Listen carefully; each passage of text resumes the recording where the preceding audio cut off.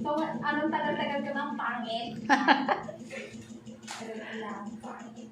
Mataas exam mo ngayon. Tsaka ang ganda ng buhok mo ngayon. Nahulog yan doon sa sa drum. Napuno ng tubig. Lapag mo. Ang fragile niya, gusto parang balikin ganyan. Napaka-cute na bibi yan eh. Busog yan, pinakain ko.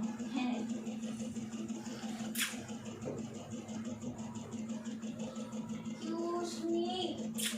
Ligpit agad yung mga sapatos.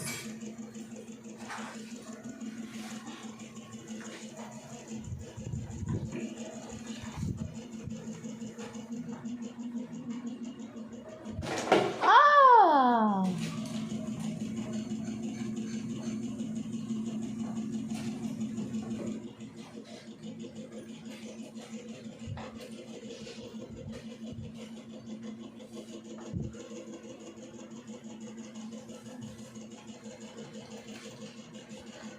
Ganda ng design ng buhok mo ngayon. Ayan o. Maganda. Ang likod. Sabi ni King, hala, ginaya mo ako. Hindi naman. Ayan. Pero din palang ganito, malaking version. Oh? Kain. Saan mo nakita? Pero din daw, sabi daw nila. Ha? Nakita nila. Ganda. Mayroon din silang ganyan.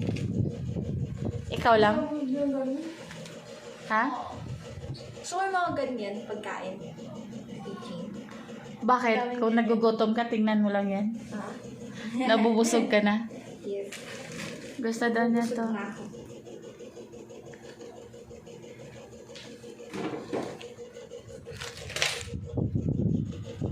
Kumusta kaya yung exam mo? Mataas ba? Hindi mo malalaman. Pero sure ako sa mga sagot ko ngayon. Iba lang, hindi gaano sa AP kasi kulang sa review. Tapos kailangan ko na talaga matulog na. Alangan, kasi magkasakit ka. Lagay mo yung bag sa baba. Magkasakit ka talaga kung di ka Kaya pinabayaan ko. Ay, mahirap magkasakit ka.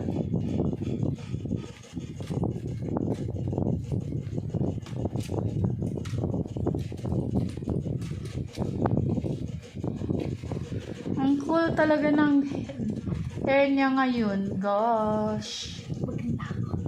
Maganda daw siya. Ewan ko ba't naisipan ko rin yan.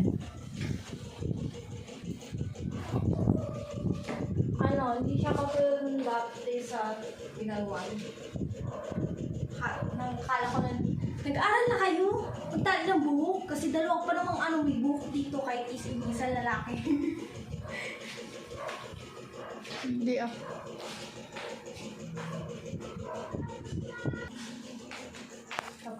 Huwag mong disturbuin. Ang tapa ng isa. Saan dyan? Siyempre busog eh. Hayaan mo yan. Saan kaya yung isa niyan?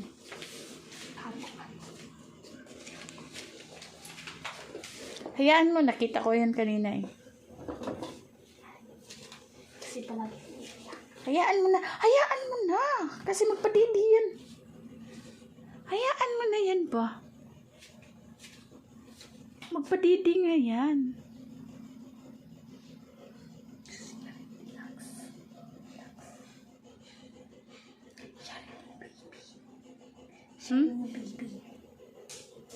Ba't tangitin mo sa camera? Sige na, hayaan mo. Lapag mo na yan. Lapag mo na si Snoopy kasi magpadidi yan. Diba? Magpadidi siya. Pandarin mo yung electric pan. Para